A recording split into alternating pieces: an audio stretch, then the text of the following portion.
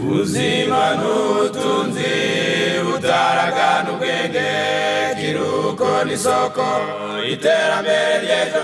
Mugiye nta buzima ubutunzi butagaciro, shaka ubuzima none nibwo butunzi bukomeye.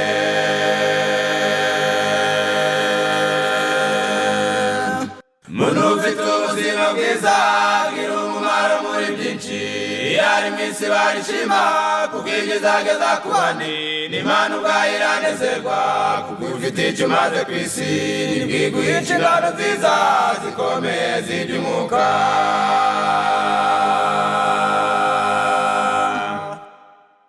Y'umwamazi kuri gahunda y'ibinyampeke n'amatunda, imboga zikabura iwawe, yewe mugenzi ujya mu ijuru. Nakura inyama n'urusenda, isukari, icyayi, ikawa n'umusururu, indita kuza umugisha nk'uko byagenze kwa Esawu. Reka twongere tubasuhuze kandi mwese tubahe ikaze kuri iyi channel yacu ivugurura n'ubugorozi. Ni yacu kandi kabiyanyu, aho duhurira tukiga byinshi bitandukanye mu byashobora guhindura ubuzima bwacu, ari iby'ubukirisitu, ari iby'ubuzima, ari ubuhanuzi, ari imiryango n'ibindi bitandukanye ndetse n'imibanire. Reka rero n'ubundi twongere tubahe ikaze muri uyu mwanya, aho tugarutse muri cya kiganiro ibyo kurya bikiza, mwateguriwe kandi mukaba mugiye kugezwaho nanjye Mboneza Thomas. Uyu munsi rero turareba akamaro ka vitamine, ariko turibanda kuri vitamine imwe, ni vitamine A, muri bya bindi bigera kuri 6 umuryi wese n'umutetsi bagomba gusobanukirwa. Reka rero dusenge hanyuma dusesengure neza iby'iyo ngingo. Urakoze Data wa twese uri mu ijuru, tugushimiye uburinzi bwawe butangaje bwabanye natwe, waturemeye ibikwiriye byose, izina ryawe rihimbazwe. Nubwo waturemye ukaturemera ibidutunga, ariko twarakugomeye, turaguhemukira, tugukorera ibyaha bitandukanye, utubabarire. Ubuntu bwawe busage kuri buri wese utwumva kandi uduteze amatwi, kugira ngo nabasha kurokoka agakizwa duhimbaze neza yawe. Ngaho uzaduhe n'umwete wo kuzabishyira mu bikorwa, buri wese umuhe ubuntu bwawe bwo kwizuza nawe, mu izina rya Yesu, amen. Tugiye kureba akamaro ka vitamine, ndetse turaza kurebera hamwe by'umwihariko nka vitamine yitwa A. Vitamine A rero ni ingenzi kuko n'izindi ari ingenzi, ariko iyo niyo turasesengura tumaze kureba impamvu tugomba kwita ku cyo bita vitamine. Iyo dusomye neza muri Bibiliya hatubwira ko tugomba kugira ubumenyi bwose bushoboka, bwaba ubwo kumenya ibidukikije, bwaba ubwo kumenya iby'ubuzima bwacu. Ibyo byatugirira akamaro. Ibyo muzabisoma nko mu gitabo cy'Imigani, ni igice cyaho cya 2 umurongo wa 10, haranditse ngo nuko ubwenge buzinjira mu mutima wawe, kandi kumenya kuzanezeza ubugingo bwawe. Ubugingo ni amaraso cyangwa se n'ubuzima. Iyo ubwenge bwinjiye mu mutima, iyo umuntu asobanukiwe, iyo amenye, agira ubuzima bwiza, kubera ko aba azi kubwitaho no kububungabunga. Niyo mpamvu ku bagiye bakurikirana ibiganiro byacu, by'umwihariko nk'iki kiganiro cy'ibyo kurya bikiza, twabonye ko ari umuryi ari n'umutetsi bagomba gusobanukirwa ibyo bakeneye kugira ngo babeho ari bazima. Bitaba ibyo, kutabisobanukirwa niyo ntandaro y'indwara, niyo ntandaro y'imico mibi, niyo ntandaro y'ubugoryi, niyo ntandaro y'ubumuga, ndetse no kononekara kumaze kuba rusange mu isi yose. Rero dukeneye ubumenyi kugira ngo bidukure mu nzira z'ibibi, dukeneye ubumenyi kugira ngo tugire amagara mazima. Niyo mpamvu uyu munsi twagize ngo tuganire kuri iki kintu cya vitamine A. Mu gitabo cy'Imigani igice n'ubundi cya 3 umurongo wa 7 n'uwa 8, ntiwishime ubwenge bwawe, ujye wubaha Uwiteka kandi uve mu byaha, bizatera umubiri wawe kuba mutaraga, ukagira imisokoro mu magufa yawe. Kumenya Imana, kuyitaho, kuyumvira, biri mu bintu bikomeye bishobora gutuma umuntu aba muzima. Rero tugiye kureba akamaro k'amavitamine turifashisha ibitabo bitandukanye ariko twibande mu bitabo bigera kuri 2. Icya mbere turibanda nko mu gitabo bita Croquer la vie ku ipaje yacyo ya 47 ndetse na 48, ariko kuko bijya bigira ama edition cyangwa se bikagenda bitandukana. Ndabarangira icyigisho, ni icyigisho cya 7 cyitwa vitamine. Ubwo nkenda nk'abafite ibyo bifite ibifuniko bikomeye nk'izo bita soft cover, hari igihe bashobora kuba amapaje adahuje n'iki, kandi hari igihe waba ufite urundi rurimi rutari Igifaransa kuko iki kiri mu Gifaransa. Ndetse turifashisha n'igitabo bita Encyclopédie Hachette familiale de la santé ku ipaje ya 15. Ibyo ndetse n'ibindi bitandukanye nibyo turi bwifashishe mu kumenya ibya vitamine. Rero vitamine twakwibaza utese vitamine niki, vitamine zirimo ibice bingahe, ese vitamine inkomoko yazo ni iyihe? Muri make vitamine ni ijambo rigizwe n'ibintu bigera kuri 3, niyo bita no composé. Ikaba igizwe n'ibintu 3, harimo ijambo la vie bivuga ubuzima, hakaba ijambo très ry'icyungo, hakaba n'ijambo amine bivuga ubuvungukira bubasha kwinjira mu mubiri. Kuko ntabwo ushobora kurya ikirayi ngo kinjire mu mubiri ari ikirayi, ntiwarya umuceri ngo winjire mu mubiri ari umuceri. Icyo warya cyose kugira ngo kibanze kwinjira mu mubiri kibanza guhinduka ubuvungukira buto cyane butaboneshwa n'amaso, noneho bukabona kwinjira mu mubiri. Rero vitamine nibwo buvungukira bw'ubuzima, nibwo mu ncamake. Niyo mpamvu vitamine ni ibintu by'ingenzi imibiri yacu ikeneye ariko itabasha kwikorera. Nubwo hari nkeya zishobora gukorwa n'umubiri nka vitamine B ya 12 ishobora gukorwa n'amara ku rugero ruto, ndetse ukaba ushobora no kuyikura mu bindi. Ibyo byose biba bikenewe. Rero niyo mpamvu ikenewe mu mubiri, ndetse ikaba zirimo ibice bigera kuri 2. Hari vitamine bita hydrosoluble, ni zishobora kujya mu mubiri zikakuyoboka ari uko mu mubiri wawe harimo amazi ahagije. Mbese ubwo muri make ni vitamine zitwarwa n'amazi. Izo vitamine iyo wanyweye amazi, iyo wayariye mu byo kurya nk'ayo batekesheje, iyo ahuye nazo mu mubiri niho ashobora kuzitwara zikagera aho zigomba gukora umurimo wazo neza. Izo zigera nko ku mavitamine agera ku 9. Harimo vitamine B ya mbere, harimo vitamine B ya 2, harimo vitamine B ya 3, harimo vitamine B ya 5, harimo vitamine B ya 6, B ya 8, B ya 9, ndetse vitamine B ya 12 ndetse na vitamine C. Izi ngizi uko ari 9 zigenda zifashishije amazi mu mubiri w'umuntu. Bivuga ngo iyo amazi abaye make umuntu akaba ashobora kugira umwuma, amazi akagabanuka mu maraso. Izi vitamine nazo ntago zigera iyo zikwiriye. Hanyuma hakaba ubundi bwoko bwa 2 bw'amavitamine bita liposoluble. Izi vitamine zo zigenda mu mavuta. Ubwo bivuze ngo ni vitamine zigera kuri 4.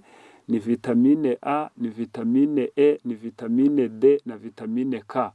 Ndazisubiramo: ni vitamine A, ni vitamine E, ni vitamine D na vitamine K. Izi zitwarwa n'amavuta kugira ngo zigere aho zigomba kugera kandi zikoreshwe.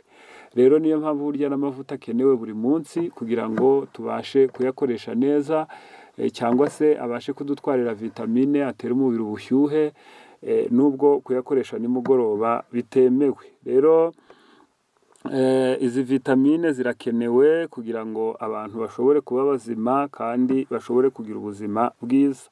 Wakwibaza utese vitamine twazikura he? Vitamine zikomoka ahantu hatandukanye. Ahenshi zikomoka ni mu bimera, zigakomoka mu bihumyo, zigakomoka mu zo bita bagiteri, ubwo ni nka za mikorobe ariko zitagize icyo zitwaye, nazo hari amavitamine zitanga.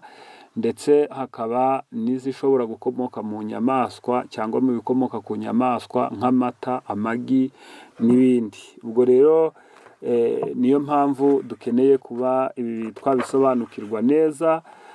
kugira ngo dushobore kubona vitamine zihagije. Rero nk'uko twabivuze ko uyu munsi turi bwibande kuri vitamine A, iyi vitamine niyo tugiye guheraho. Iyi vitamine A bayita retinol, iyo bita no scientifique cyangwa se izina ry'abahanga yitwa retinol. Iyi vitamine rero ni vitamine iboneka mu byo bita beta carotene cyangwa se provitamine. Ni ibintu imboga zikunda kugira ndetse n'imbuto, noneho byaba bigeze mu mubiri, umubiri ukabikoramo vitamine A. Mbese ubwo bivuze ngo ubundi ibimera ntago bikunda kugira vitamine A, ahubwo bigira ibivamo vitamine A, nk'izo bita beta carotene cyangwa se provitamine. Iyo rero bigeze mu mubiri, umubiri w'umuntu ufata iyo beta carotene cyangwa se mu yindi mvugo niyo bita provitamine, noneho ikayihinduramo vitamine A ishobora gukoreshwa mu mubiri. Turagira rero ngo turebe akamaro k'iyi vitamine A kugira ngo tuyisobanukirwe. Turasanga ifite imimaro myinshi. Ngewe mu gusoma ibyo bitabo no gusesengura nabonye utumaro tugera ku 10. Icya mbere niyo itera kureba neza. Iyi vitamine A iyo iri ku rugero rwiza mu mubiri, umuntu areba neza. Icya kabiri itera igikuriro, iyo bita croissance. Mbese icya mbere ni vision, kureba. Icya kabiri ni assurer la croissance. Icya gatatu yongera ubudahangarwa cyangwa iyo bita immunity. Mbese kugira ngo umubiri ube ufite abasirikare bahagije, bahagaze neza, badapfa ubusa kandi babasha guhangana n'uburwayi bwinjiye mu mubiri, biba bisaba ko uba ufite kuri vitamine A ihagije. Kandi iyo vitamine rero ikongera ubudahangarwa. Icya kane irinda ingingo, iyo bita protection de tissu. Uvuga ngo irinda ingingo kwangirika, irinda ingingo kurwara, irinda ingingo kubyibuha cyane, irinda ingingo kuba zafatwa n'ibibyimba. Urumva rero ko irakomeye. Icya gatanu ni uko irinda umugese mu maraso. Mbese bivuga ngo yoza amaraso, niyo bita antioxidant. Iyo ihuye na vitamine C ndetse na vitamine D zigahurira mu maraso, amaraso aroga akaba ameze neza, ntasharire, ntazemo umugese. Noneho icya gatandatu ifasha kugira uruhu rumeze neza, uruhu runoze, uruhu rusa neza, uruhu ruyaga, uruhu mbese rutariho ibintu inyuma nk'ibiheri, nk'ibintu by'imikororombya, nk'ibintu by'amatashe cyangwa se amabaraza ku ruhu. Iyo ufite vitamine A ihagije ntabwo ushobora kurwara izo ndwara. Nanone icya karindwi irinda ibibyimba bya kanseri mu mubiri. Hari ibibyimba bibyara kanseri, izo bita tumeri cancereuses. Rero iyi vitamine irabirwanya, ikabirinda. Ibyo bibyimba ni nk'ibifata mu bihaha, ni nk'ibishobora gufata mu mwijima, ni nk'ibishobora gufata mu mpyiko, ni nk'ibishobora gufata mu mara, mu rwagashya, mu bwonko n'ahandi mu mubiri ku ngingo zimwe na zimwe ahashobora gufata ibibyimba bikaba byavamo kanseri. Icya munane ni uko itera uburumbuke. Iyo abantu bayikoresha neza igahura na vitamine E, igahura n'amavuta, bibyara uburumbuke haba ku bagabo haba ndetse no ku bagore. Imyanya ibyara ikaba iri gukora neza. Icya cyenda yongerera abana ubutaraga. Bivuga ngo abana bayibonye baba barayonse mu mashereka, batangira kurya bakarya ibikungahaye kuri vitamine, bagira ubutaraga, ntabwo barwaragura, bakura neza nta kibazo. Icya 10 ni uko ituma umunyungugu wa fere utuyoboka, bityo tukagira amaraso adakennye, ahagaze neza, kubera ko iyi vitamine bita vitamine A iri mu bwoko bwa liposoluble cyangwa se itwarwa n'amavuta, twayibonye ku rugero rwiza. Rero ndagira ngo buri wese abimenye, itera kureba, itera igikuriro, yongera ubudahangarwa, irinda ingingo, yoza amaraso igakuramo umugese, ifasha kugira uruhu rwiza kandi runoze, irinda ibibyimba bya kanseri mu mubiri, itera uburumbuke, yongerera abana ubutaraga kandi igatuma umunyungugu wa fere ubasha kutuyoboka, tukagira amaraso ahagaze neza. icyo rero cyari icya mbere cy'akamaro kayo. Ariko icya kabiri turareba none se iyi vitamine iramutse ibaye nyinshi byatwara iki? Ubundi se yaba nyinshi ryari? Byaba byatewe n'iki? Icya mbere, iyi vitamine iyo iturutse ku nyamaswa ishobora kuba nyinshi, ariko ituruka mu bimera ntabwo ishobora kuba nyinshi, ahubwo ivuye ku nyamaswa, ubwo ni nk'ivuye mu magi, ivuye mu mata, ivuye mu nyama, ishobora kuba nyinshi, noneho ikaba yatera ibibazo. Ikibazo cya mbere itera, iyo yamaze kuba nyinshi mu mubiri ihinduka uburozi, noneho aho kugira ngo ibe urukingo ahubwo igatera indwara, aho kugira ngo isenyere ibibyimba ahubwo bikirema kubera ko yamaze kuba uburozi.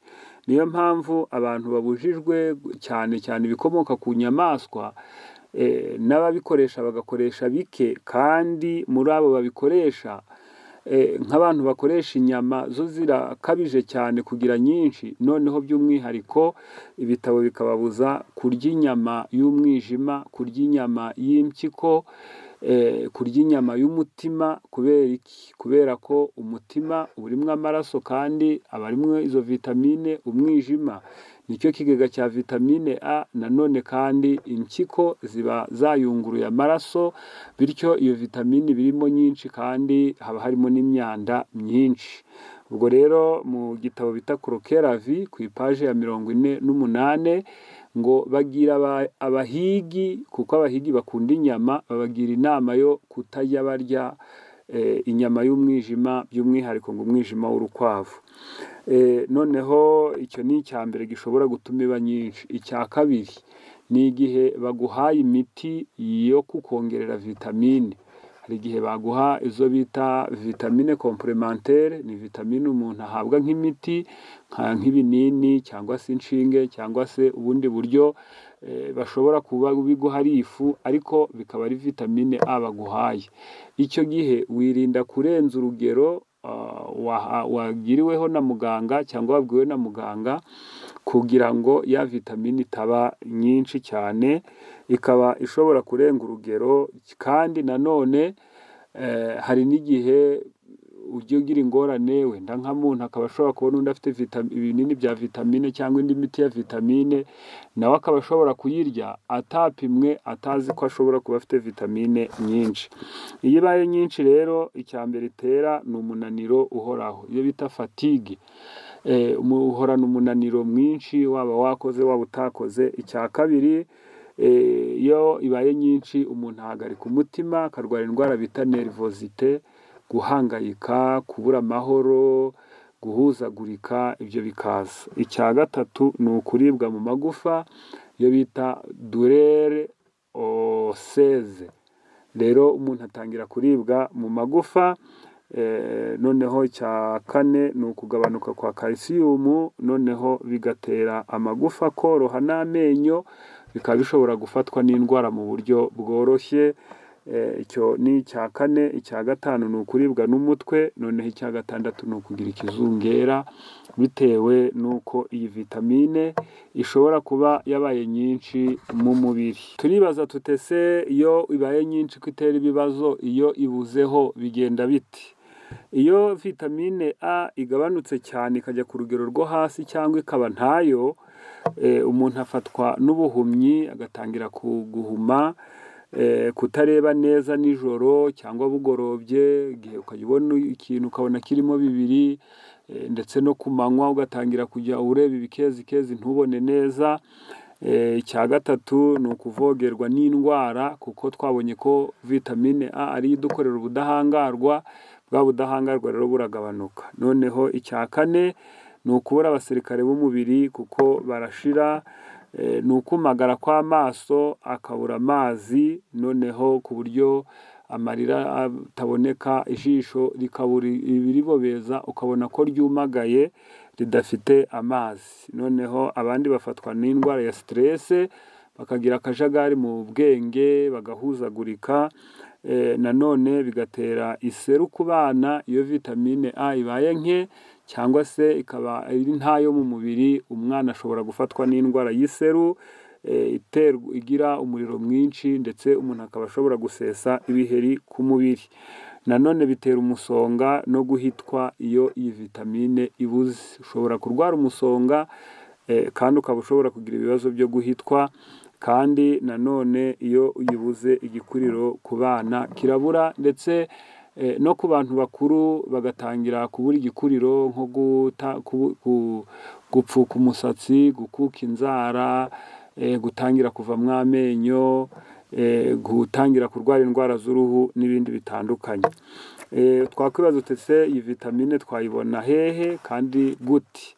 Ahambere twayibona ni mu mboga zigira iyo bita beta carotene, ndetse cyangwa se zifite provitamine. Izo ni nka karoti, iyo ni cyambere gifite vitamine A ihagije. Iyo ni nka imboga za epinari zigira vitamine A ihagije, ni nk'izo bita burete. Ni imboga abantu benshi bakunda kwitiranya na epinari kubera ko mu cyongereza bakunda kuzita spinach, ariko ntabwo ari spinach ahubwo zitwa burete. Wenda twazibereka no ku mashusho kugira ngo abadukurikira barebye amashusho babashe kuzibona. Icya kane ikindi ni perisile, nayo igira vitamine A. Ikindi ni umwembe ugira vitamine A. Ipapayi ikungahaye kuri vitamine A. Inyanya zifite vitamine A. Puwavuro irayifite, iyo bita meloni nayo ifite vitamine A, ndetse n'iyitwa nave nako ni akandi kantu kera nka karoti ariko ko kakaba ari umweru, nayo ifite iyi vitamine A. Izi mboga rero zose n'izi mbuto tuvuze n'izindi wenda tutabashije kubona nonaha zikungahaye kuri vitamine A, kandi ni nziza. Niyo mpamvu ari ingenzi yuko tugomba kujya tuzikoresha. Hari urugero rero dukeneye rwa vitamine ikenewe ku munsi. Abana baba bakeneye hagati ya 400 na 700 ku rugero rw'amavitamine. Bagira urugero rwazo rero ni hagati ya 400 na 700, naho abagabo ni 1000, naho abagore ni 800, n'abatwite ni 800. Abonsa baba bakeneye nyinshi, baba bakeneye 1300 ku munsi. Iyo ni ikenewe buri munsi kugira ngo umuntu abashe kuba yabona uru rugero. Kugira rero ngo uru rugero rugereho, urugero nka karoti uba ukeneye garama 36. Garama 36 ni nke, kubera ko garama ni kimwe cy'igihumbi cy'ikiro.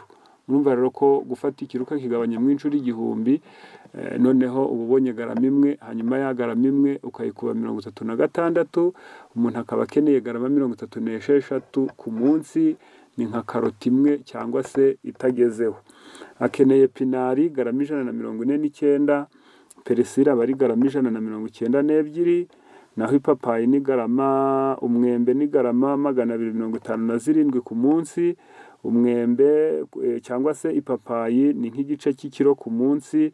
Inyanya zifite vitamine umuntu yabona ku munsi ni nk'ikiro n'igice, ndetse na puwavuro. Murumva ko byo ni byinshi. Ushaka rero kugira ngo abone vitamine ihagije kandi utariye byinshi, wareba nka karoti, ukareba epinari, ugafata perisile, ugafata umwembe, uba ubonye vitamine nyinshi kandi ihagije. Reka rero tubabwire ko dukeneye kumenya, dukeneye kuba ibi twabisobanukirwa kugira ngo tubashe kuba twamenya neza ibyo dukwiriye. Mu gitabo cyitwa Intekerezo, Imico n'Ubumuntu, ku ipaje ya 624 harimo amagambo atubwira atya ati: Imana ishaka ko habaho gutoza ubushobozi bw'ubwenge.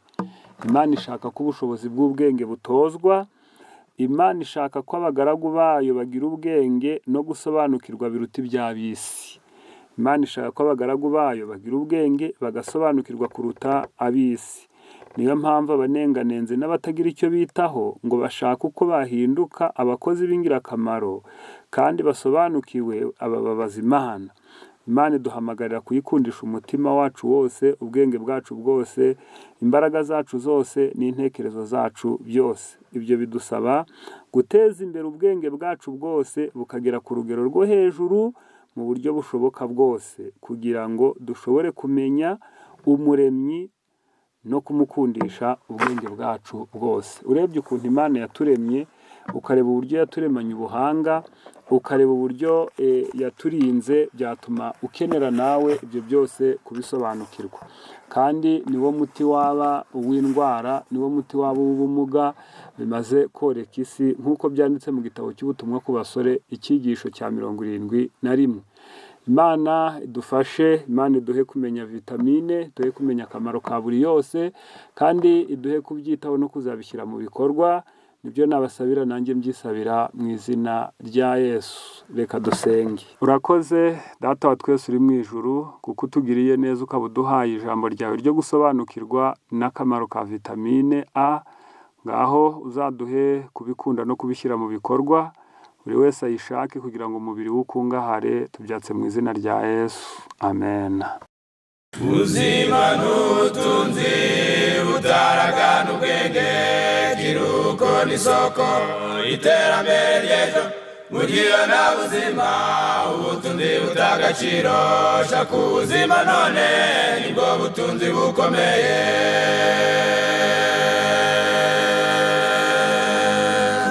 Muntu ufite ubuzima bwiza agira umumaro muri byinshi.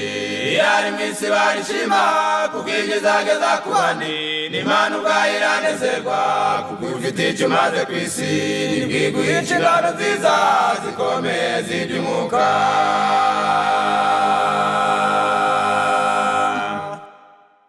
Iyo umwamazi kuri gahunda y'ibinyampeke n'amatunda, imboga ntizikabura iwawe. Yewe mugenzi ujya mu ijuru, ndakura inyama n'urusenda, isukari, icyayi, ikawa n'umusururu. Indita kuza umugisha nk'uko byagenze kwa Esawu.